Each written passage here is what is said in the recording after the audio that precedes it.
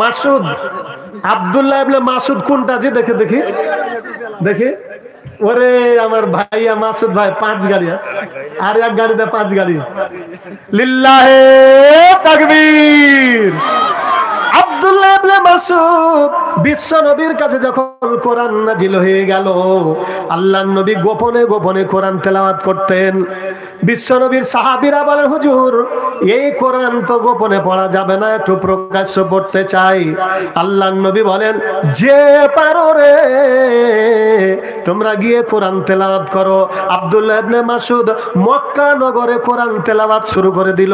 আর আবু জাহেল এত জোরে চড় মারলো, আব্দুল্লাহ ইবনে মাসুদের কান ফেটে গেল। বিশ্ব নবীর কাছে যা বলেন, নবীজি গো, আমি তো কোনো অন্যায় করি নাই, আমি কোনো বেয়াদবি করি না, আমি শুধু কোরআন তেলাওয়াত করেছি। আবু জাহেল আমাকে মায়ের দিয়েছে গো নবীজি, আপনি দোয়া করেন যেন আমি এর প্রতিশোধ নিতে পারি। আল্লাহর নবী দোয়া করে দিলেন। বদরের যুদ্ধে ওই আবু জাহেলের কল্লাটা আব্দুল্লাহ ইবনে মাসুদ কেটে ফেলে দিয়েছিলেন।